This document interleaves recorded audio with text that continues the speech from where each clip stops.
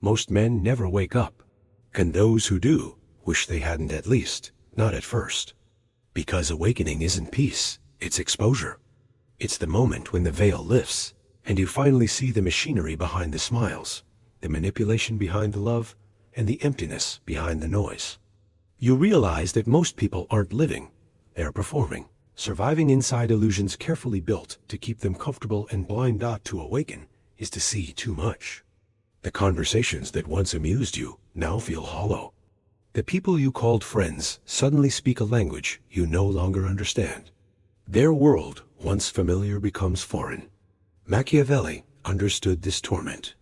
He knew that truth isolates because truth demands independence, and independence is threatening to the world of dependence. Spiritual awakening isn't about light, it's about clarity. And clarity burns. It burns through lies, attachments, and false identities until nothing remains but the raw, self-silent, unguarded, unmasked. That silence feels heavy at first.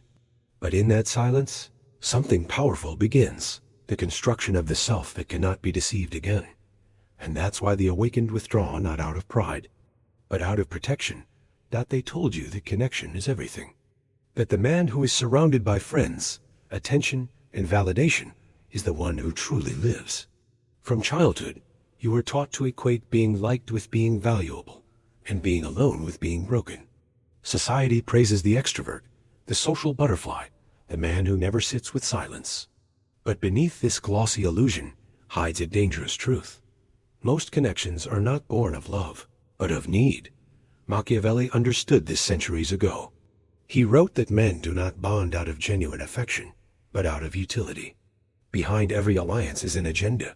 Behind every smile, a calculation. And yet, modern men are told the opposite, that the more connected you are, the happier you'll become. It's a lie designed to keep you dependent. Because a man who constantly seeks connection can never master himself. He is always performing for approval, always afraid of being forgotten. What they call connection, the awakened call distraction. It is the endless chatter that drowns your intuition, the groupthink that silences your individuality, the emotional noise that keeps you from hearing your own thoughts. You begin to see that most conversations are not exchanges of truth, but battles for validation, each person trying to prove their existence through others. When you wake up to this, the world begins to sound different. The laughter of the crowd feels mechanical. The small talk feels like static. You start to crave silence more than attention, peace more than praise, because the man who no longer depends on others for meaning becomes dangerous. He no longer fits the system that feeds on his need for approval. And that's when he begins to withdraw, not out of arrogance, but clarity. The more you see the truth, the more the noise of others starts to feel unbearable. Awakening doesn't arrive like light through stained glass. It breaks through like fire through paper. It burns illusions, not gently, but completely. One day, the world you thought you knew starts to flicker and fall apart. The words people say no longer match their eyes. Their compliments feel rehearsed, their morality selective, their empathy conditional. And suddenly, you begin to see it all: the invisible strings, the quiet manipulations, the constant theater of human behavior. This is the brutal truth of awareness. It doesn't make life easier, it makes it clearer. And clarity, as Machiavelli understood, is a double-edged sword. He observed that men act out of fear, ambition, and self-interest far more than virtue. Once you see this, you stop taking things personally.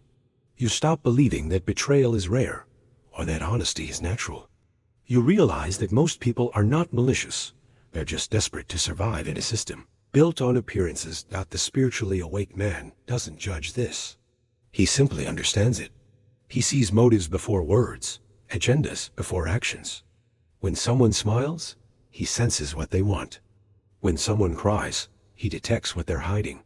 It's not cynicism, it's perception, sharpened by disillusionment. But this perception comes at a price. The more he sees, the less he can participate.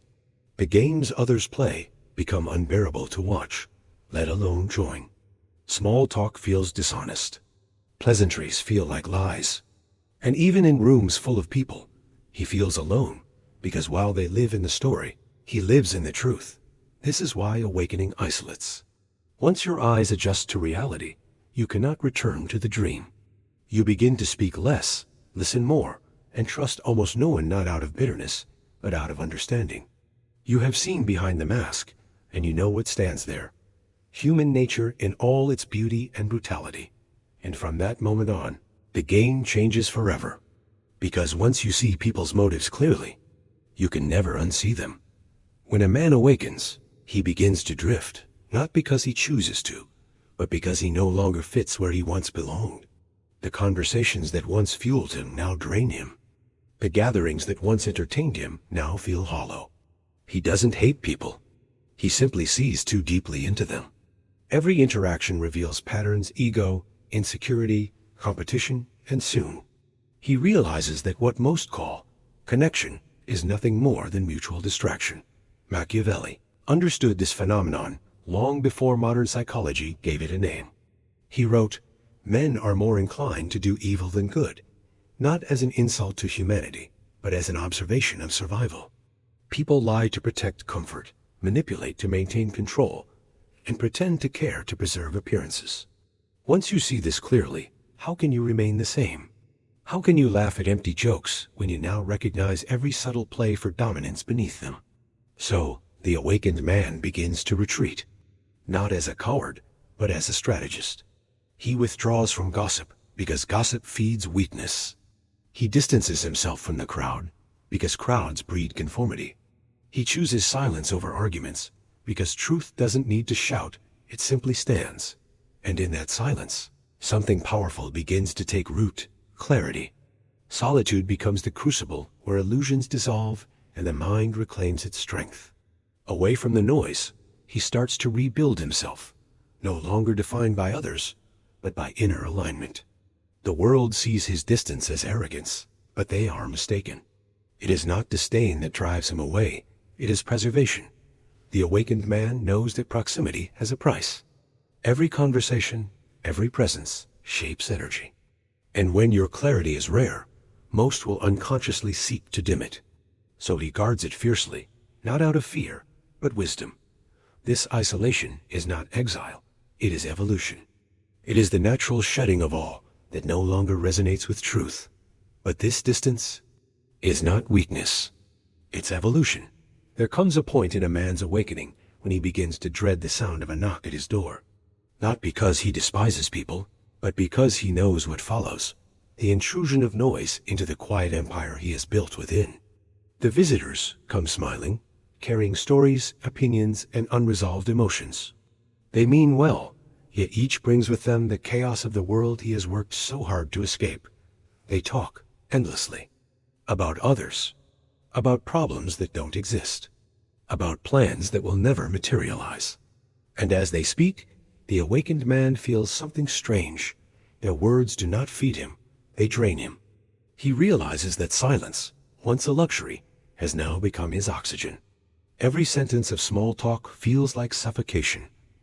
Machiavelli would not have been surprised. He knew that every interaction is a negotiation of power, whether those involved admit it or not. Every visit carries subtle politics, people positioning themselves, seeking validation, comparing successes. Even affection, when examined closely, is rarely pure. It often hides an agenda, the desire to be comforted, entertained, or reassured. And for the awakened, who has learned to live without such dependencies, these hidden exchanges feel heavy and false. The visitors do not notice, of course. They still live in the noise. They still mistake constant talking for intimacy. But the awakened man has learned to listen differently. He hears the insecurity behind the laughter, the envy behind the compliments, the emptiness behind the updates. He sees how most people are not visiting to connect. They are visiting to escape themselves. And so, his home, once open to everyone, becomes sacred ground. He guards it the way a ruler guards his fortress. The quiet he has earned through struggle cannot be given away cheaply, because he knows one careless visitor can undo days of inner stillness. To the unawakened, his retreat appears cold, even arrogant. They say he has changed. They are right, he has. He no longer finds comfort in chaos or identity in company. He has learned that peace cannot coexist with noise, and that energy is the currency of the awakened God. So he becomes selective, not out of judgment, but self-preservation. Only those who bring calm are allowed within his walls. Only those who understand silence are trusted to stay. And so, he closes his doors, not out of arrogance, but out of necessity. Most men fear being alone. The awakened fear losing themselves in the crowd. This is the hidden truth they never tell you about awakening. Solitude is not punishment, it's purification. The awakened man doesn't reject others because he despises them. He steps back because he finally understands that peace is more valuable than approval. The crowd demands performance, but solitude demands authenticity. And once a man has tasted authenticity, he can no longer trade it for the applause of the blind God. In solitude, the awakened man begins to master the most dangerous form of power detachment. Machiavelli understood this deeply. He wrote that the man who depends on nothing cannot be controlled.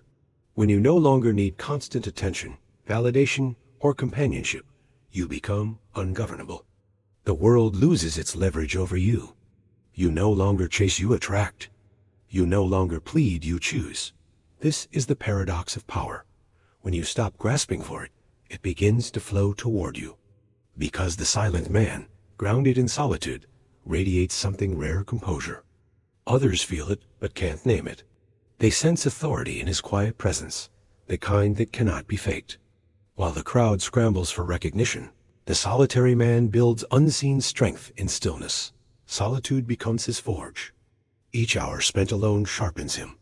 He learns to observe his own thoughts without running from them, to confront his weaknesses without disguise.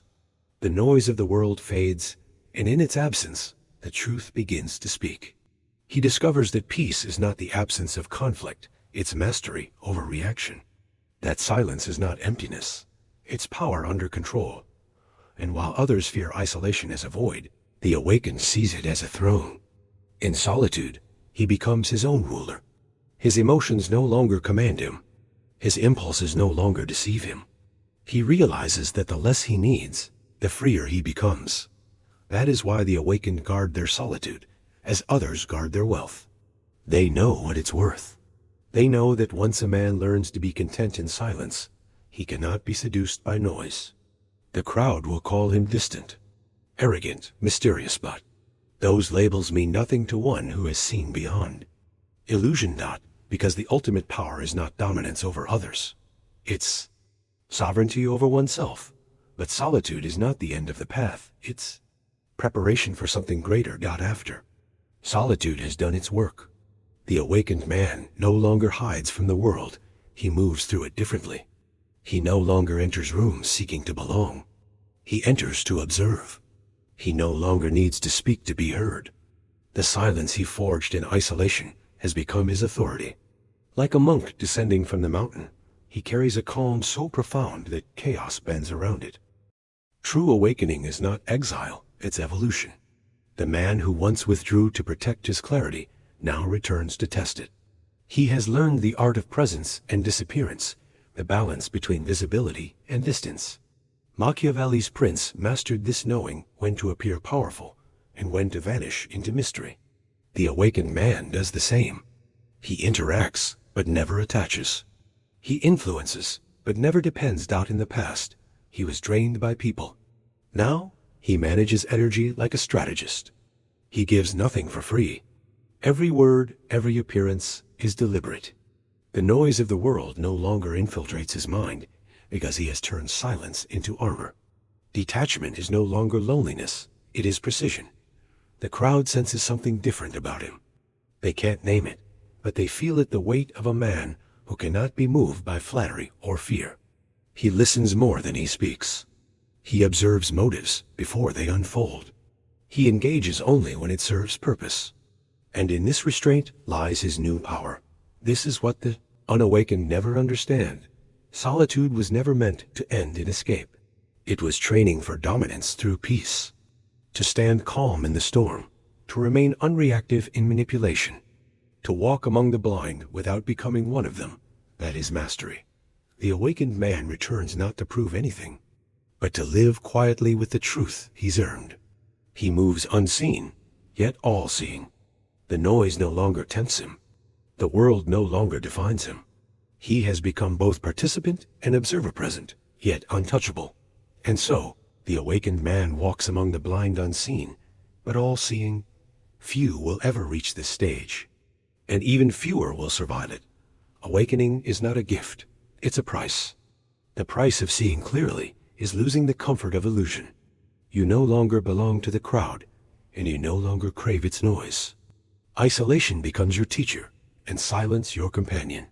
What once felt like emptiness begins to feel like strength, because you realize that everything you were seeking in others was already within you. This is the paradox of awakening. It strips you of everything false, so that only the truth remains. And in that truth, there is peace, not the fragile peace of distraction, but the unshakable calm that comes from knowing who you are. Most men will never experience this, because they fear silence more than lies. They fear being alone, because it forces them to confront what they've been running from, themselves. But the awakened man walks willingly into that silence. He lets it cut him open, refine him, rebuild him. Because he knows that solitude is not the absence of life. It is the beginning of mastery. So ask yourself, do you have the courage to be alone long enough to see the truth? To lose everything false so that you can finally find what's real?